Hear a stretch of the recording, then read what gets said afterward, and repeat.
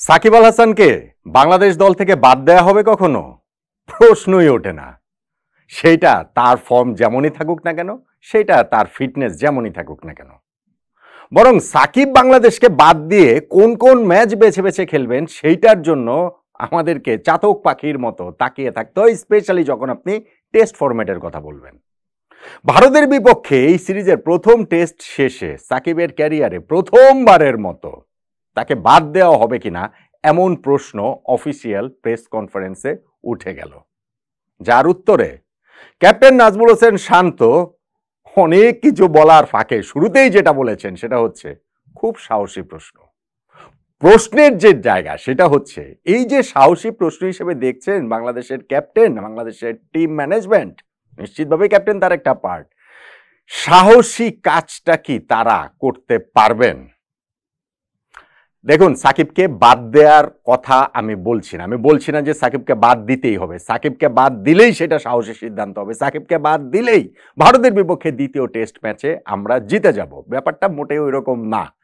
কিন্তু এর একটা প্রেক্ষাপট আছে। প্রেক্ষাপটটা যদি আমরা না বুঝি তাহলে ক্যাপ্টেন শান্ত মানে ওই প্রশ্নটাকে যেইভাবে খুব সাহসী প্রশ্ন বলে হেসে একরকম উড়িয়েই দিয়েছেন, আরও নানান কথাবার্তা বলে যে না আমি দলের ইন্টেনশন দেখি শুধু সাকিব ভাই না অন্য সবাই কে কতটা দিতে চায় সেই হিসাবে আমাদের দলের সবাই একেবারে স্পট অন ব্লা ব্লা ব্লা, তাতে আসলে আমরা মূল জায়গাটাতে থাকতে পারবো না। ওই প্রশ্নের প্রেক্ষাপটটা আসলে কি সেটা আমাদের একটু বুঝতে হবে। সাকিব বাংলাদেশের ক্রিকেট ইতিহাসে সর্বকালের সেরা ক্রিকেটার। এখন পর্যন্ত ৭০টা টেস্ট তিনি খেলেছেন, ৪,৬০০ রান করেছেন। তার চেয়ে বেশি রান আমাদের টেস্ট ক্রিকেট হিস্ট্রিতেই করেছেন কেবলমাত্র দুইজন, মুশফিকুর রহিম ও তামিম ইকবাল। সাকিব এখন পর্যন্ত নিয়েছেন ২৪২ উইকেট, তার চেয়ে বেশি উইকেট কেউ নিতে পারেননি। সো ৭০ টেস্টে ৪,৬০০ রান এবং ২৪২ উইকেট। বাংলাদেশ কেন এই সমসাময়িক সময়ের সেরা অলরাউন্ডারদের তালিকায়, বাংলাদেশের তো সেরাদের সেরা বটেই, বিশ্ব ক্রিকেটেরও সেরা অলরাউন্ডারদের তালিকায় সাকিবের নামটা নিশ্চিতভাবেই থাকবে। তাহলে তাকে একাদশ থেকে বাদ দেওয়ার এই প্রশ্ন ওঠার জায়গাটা কোথায়? পারফরমেন্স কি খারাপ? খুব খারাপ? কতটা খারাপ? হ্যাঁ, এই যে ভারতের বিপক্ষে যে ম্যাচটা জাস্ট শেষ হলো, চেন্নাই টেস্ট, যেখানে আমরা ২৮০ রানে হেরে গেছি, সেইখানে সাকিবের ব্যাটিং বোলিং কোনোটাই ঠিকঠাক হয়নি। সাকিব এইখানটাতে বোলিংয়ে ২ ইনিংসে বোলিং করেছেন ৮ ওভার এবং ১৩ ওভার, এখানটাতে ৫০ রান এবং ৭৯ রান দিয়েছেন। ২১ ওভার টোটাল বোলিং করে ১২৯ রান দিয়েছেন। ২ ইনিংসেই তার ইকোনমি ছিল ৬-এর উপরে। তার পুরো টেস্ট ক্যারিয়ারে সবচেয়ে খরুচে বোলিংয়ের রেকর্ডটা হচ্ছে গিয়ে সাকিবের এই টেস্টে হয়েছে। ব্যাটিংটা কি ভালো করেছেন? প্রথম ইনিংসে দলের হাইয়েস্ট স্কোরার তিনি ছিলেন বটে, করেছেন ৩২ রান। সেকেন্ড ইনিংসে একটা লাইফ পাওয়ার পরও করেছেন ২৫ রান। কিন্তু বাংলাদেশের যে অবস্থা টিমের, তাতে এই পারফরমেন্সের কারণে সাকিবকে বাদ দিয়ে দেওয়া হবে এরকম কি অবস্থা? সাকিব তো কয়েকদিন আগে যে পাকিস্তানে আমরা যে টেস্ট সিরিজ খেলে আসলাম সেইখানে অন্ততপক্ষে প্রথম টেস্টের সেকেন্ড ইনিংসটাতে তো বল হাতে একটা গুরুত্বপূর্ণ রোল প্লে করেছিলেন বাংলাদেশের জয়ের ক্ষেত্রে।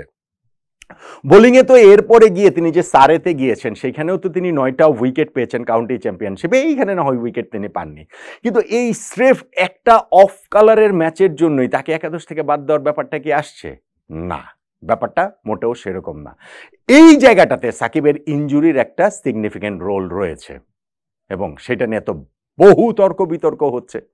আমার যেটা আন্ডারস্ট্যান্ডিং, যেটা হয়েছে যে মুরলী কার্তিক তিনি বলেছেন যে সাকিবের ওই আঙ্গুলি একটা কি বলা চলে যে সার্জারি হয়েছে, সেই কারণে আঙ্গুল ফুলে আছে, আঙ্গুল স্টিফ হয়ে আছে, তিনি এটা ফিল করতে পারছেন না, কাঁধেরও সমস্যা আছে, ফলে তার এই বোলিংটাতে যে এই ভালো বোলিং যে করছেন না সেটার এক ধরনের একটা ব্যাখ্যা এখানে খুঁজে পাওয়া গেছে। এখন সাকিবের এইখানে এই কি বলা চলে যে সার্জারিটা আঙ্গুলটাতে হলোটা কোন সময়, এটার একটা ধোঁয়াশা তৈরি হয়েছে।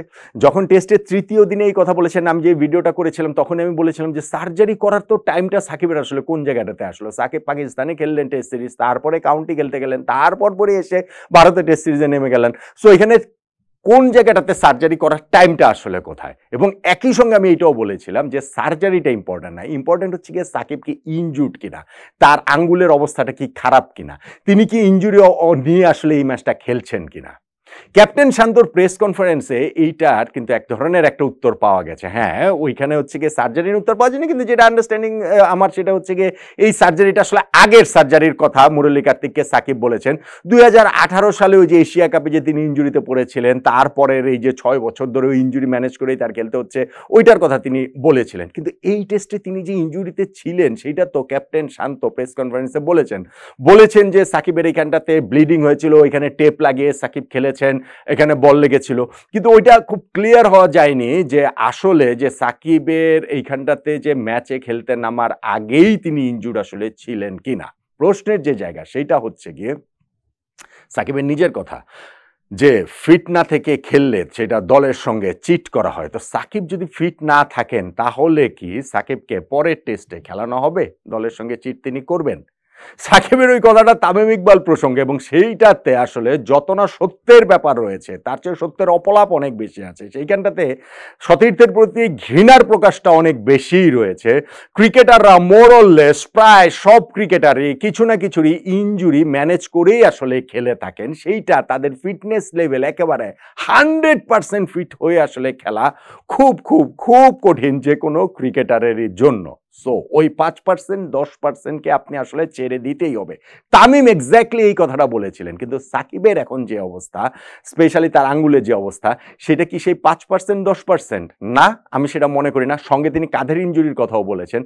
এইটা ডেফিনেটলি একজন বোলার সাকিবের কাছ থেকে তার অ্যাটলিস্ট 50% কেড়ে নিচ্ছে। আমার মানে আশঙ্কার জায়গা হচ্ছে কি সেটা আরো বেশি কেড়ে নিচ্ছে। তাহলে সাকিবকে আমরা পরের টেস্টে খেলাবো কিনা?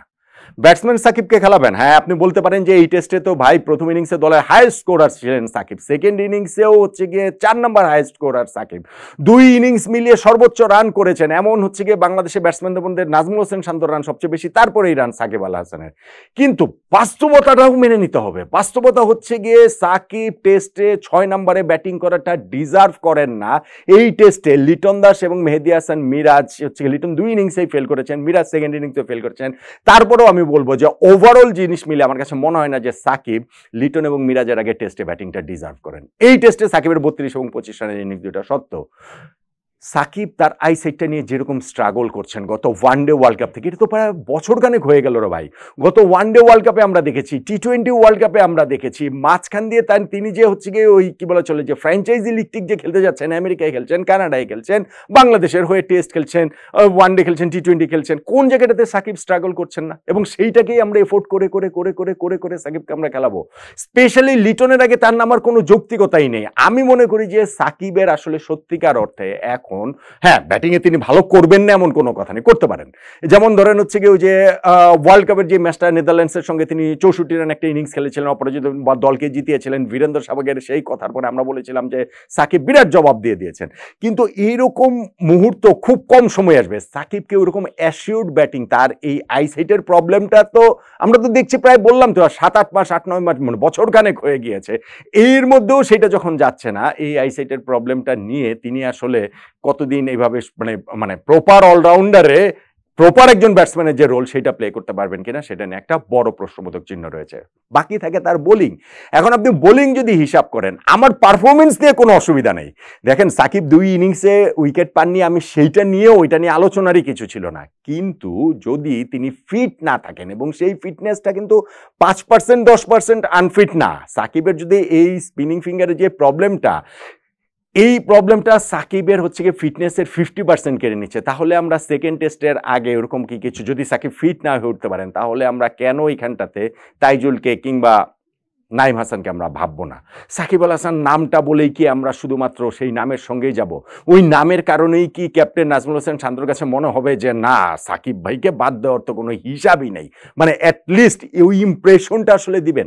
এইটা কি আসলে হওয়া উচিত? এটা কি বাংলাদেশ টিমের জন্য কি এটা ভালো? আমি মনে করি মোটেই সেটা ভালো নয়, মোটেই সেটা কাম্য নয়।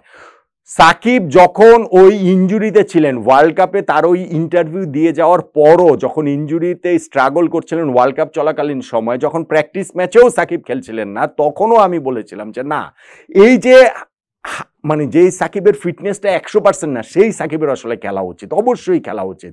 সাকিবের নিজের কথা গেলে হলেও সাকিবকে আসলে খেলা উচিত, খেলানো আর তখন তো তিনি ক্যাপ্টেনে ছিলেন। কিন্তু সেইটা ছিল হচ্ছে গিয়ে 5%, 10%, 15% আনফিট। এখন যদি তার এই আঙ্গুলের সমস্যাটা যদি এরকম থাকে, তাহলে খেললে ভাই সেটা সত্যি সত্যি চিট করা হবে। তাহলে খেললে সেটা সত্যি সত্যি মনে হবে যে এখন রাজনৈতিক সাকিবের গায়ে যে কালিমা লেগেছে সেইটা মোছার চেষ্টা, ডেসপারেট অ্যাটেম্পট হিসাবে তিনি যে কোনো মূল্যে বাংলাদেশ টিমের সঙ্গে খেলে বাংলাদেশ টিমের সাফল্যের অংশীদার হতে চান, নিজে ছিটে ফোটা সাফল্য পেয়ে সেইটা দিয়ে তার ওই অন্যান্য অপরাধ ঢাকতে চান, এইটা বাংলাদেশ টিমের প্রতি ফেয়ার হবে বলে আমার কাছে মনে হয় না। সো ক্যাপ্টেন শান্ত হেসে যতই বলুন না কেন, হ্যাঁ এটা খুব সাহসী প্রশ্ন, আমার কাছে মনে হয় সেকেন্ড টেস্টের আগে বাংলাদেশ টিম ম্যানেজমেন্টকে, ক্যাপ্টেন, কোচ এবং ম্যানেজমেন্টে যারা রয়েছেন তাদেরকেও সেই সাহসী সিদ্ধান্তটা নিতে হবে। যদি সাকিব ফিট না থাকেন, সাকিব যদি ফিট থাকেন, তাহলে এই যে প্রথম টেস্টে তার বোলিং ভালো হয়নি, বা তার আগেও যে যদি পাকিস্তানের সঙ্গে সেকেন্ড টেস্টের কথাও যদি ধরি, যে গত 2 টেস্টে 4 ইনিংস মিলে পেয়েছেন মাত্র 2 উইকেট, ব্যাটিংটা এতদিন ধরে স্ট্রাগল করছেন, এগুলো আমার কাছে কোনো আলোচনার মধ্যে আসবে না। সাকিব অবশ্যই খেলবেন, কিন্তু ফিট যদি না থাকেন তাহলে সাকিবকে অবশ্যই ড্রপ করার মতো সাহসী সিদ্ধান্ত বাংলাদেশ টিম ম্যানেজমেন্টকে নেওয়া উচিত বলে আমি মনে করছি। আপনি কি বলবেন?